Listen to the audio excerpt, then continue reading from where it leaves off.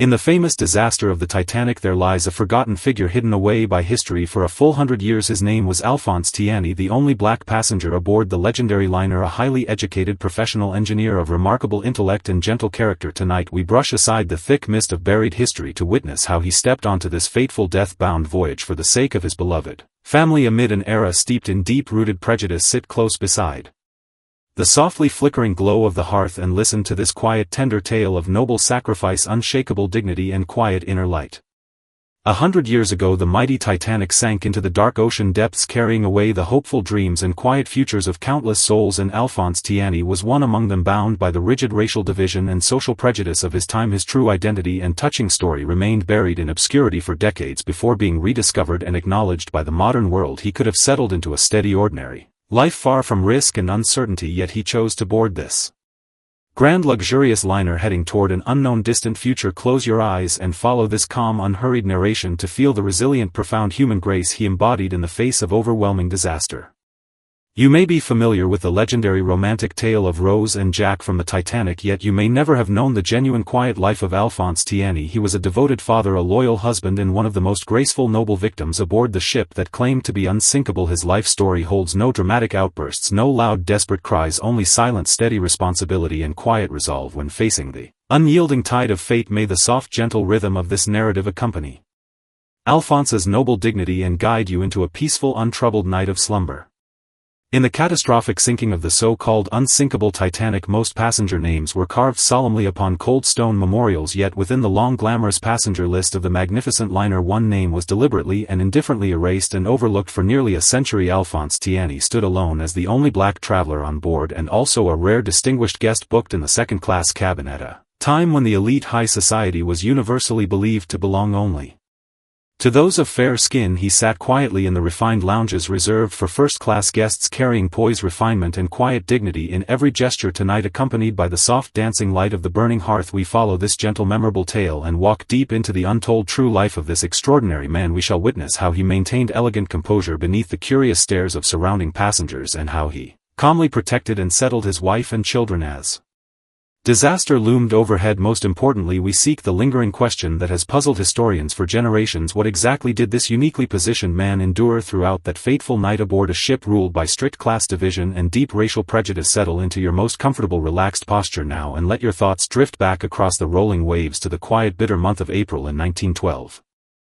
When Alphonse Tiani stepped aboard the Grand Titanic, he drew no sudden stir or commotion, even though his skin tone made him stand out conspicuously among the white crowds all around. He was born into an eminent, influential family in Haiti, where his own uncle once served as the nation's president. Privileged lineage granted him the most rigorous, refined French education. From childhood onward he studied law in the elegant streets of Paris and later grew into an accomplished, skilled engineer, fluent in refined French, polished in manner and more dignified in demeanor than many European aristocrats. Yet by the spring of 1912 he felt an overwhelming sense of oppression and unease within French society, where deep-seated racial bias swept through professional circles like a bitter cold winter wind. Longing to build a safer, brighter future for his pregnant wife Juliette and their two young little daughters, he made the firm decision to relocate his entire family back to his distant homeland of Haiti. He sold all his properties and possessions in Paris, purchasing 3 expensive luxury ocean liner tickets originally booked for another vessel before being transferred to the Titanic. Due to unexpected changes at the port of Southampton, he gently supported Juliette as they boarded the ship, his palms damp with quiet, nervous awareness that this grand liner was far more than mere transportation. It embodied all the hope and new beginnings for his entire family. The moment he stepped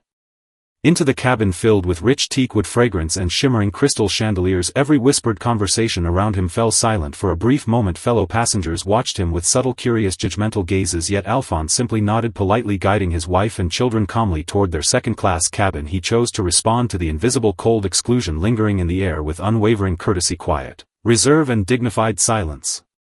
During the first few days of the voyage, Alphonse Tiani spent most of his time lingering in the shaded corners of the deck or sitting quietly at the writing desk inside his cabin. He rarely visited the bustling, crowded dining halls, fully aware that aboard this prestigious liner social status was defined not merely by wealth and class but also by bloodline and race. His wife Juliette suffered severely from seasickness compounded by her pregnancy, leaving her weak and frail day and night. Alphonse tended to her patiently, bringing warm tea and simple meals, reading newspapers aloud to soothe her restless mind. On quiet, lonely nights he would stand alone at the ship's rail, gazing out over the endless rolling waves of the Atlantic Ocean, contemplating how he would rebuild his career and lay down stable roots upon returning to Haiti. In his private journal he penned quiet reflections on loneliness, writing of the profound civilized isolation he felt aboard a ship carrying more than 2,000 souls. White passengers around him maintained polite yet distant reserve, while crew members and servants hesitated slightly in their gestures whenever attending to his needs. Alphonse never gave way to anger or resentment. Having long grown accustomed to the cold indifference the world placed upon those of different skin color, he poured all his focus into caring devotedly for his beloved family, telling his young daughters warm, vivid stories of Haiti's golden sunshine, swaying coconut trees, and peaceful coastal scenery, easing their hidden anxiety brought by the long ocean journey. At that time the entire ship was wrapped in arrogant delight and overconfidence in humanity's power to conquer nature. No soul aboard foresaw the fatal trap fate had already laid hidden in the icy dark ocean. Alphonse Tiani, the quiet, devoted man guarding his family in silence, became one of the most clear-sighted, uneasy souls on the doomed liner.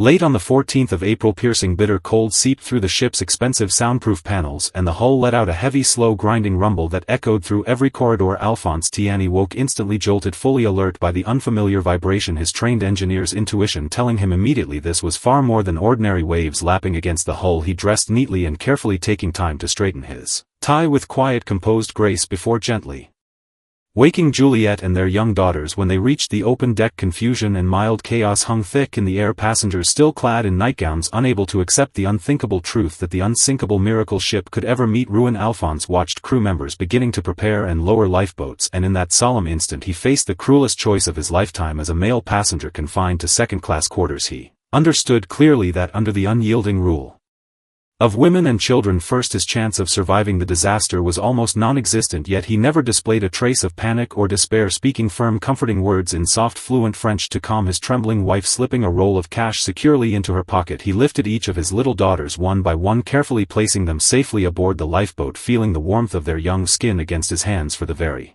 last time. At the final moment of painful parting he supported the frail Juliet, leaning down to press a restrained, gentle kiss upon her forehead. In her later memoirs, Juliet recalled that this was Alphonse's calmest, most serene moment, his eyes free of all fear, filled only with quiet resolve and the quiet peace of having fulfilled his duty as a husband and father.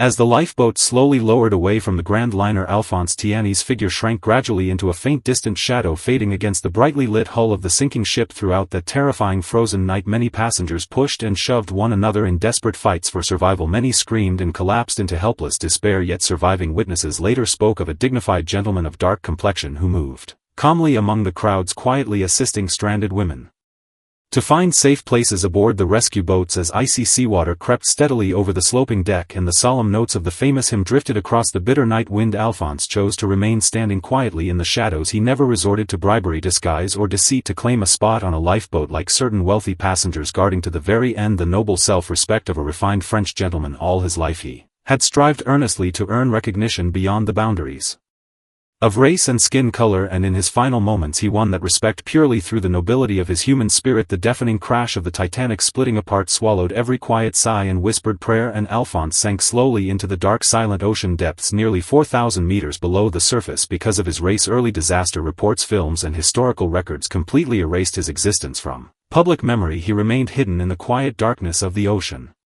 for decades, until Juliet and her descendants chose at last to share his untold story with the world. They spoke with heartfelt reverence that this devoted father took with him not only his family's worldly wealth but also the noblest legacy of selfless sacrifice, quiet honor and unyielding integrity.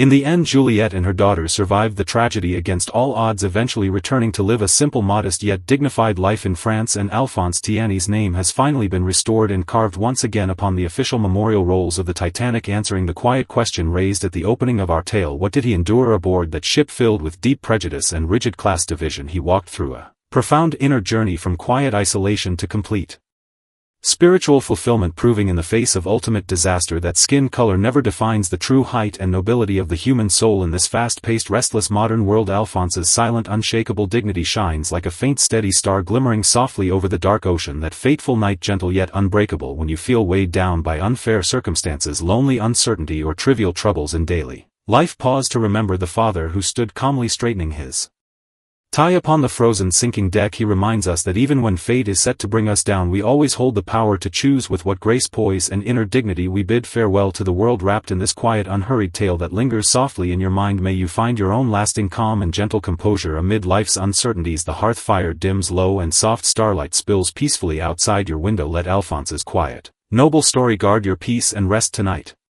Good night, and may you drift into a dream filled with gentle calm and profound quiet wisdom.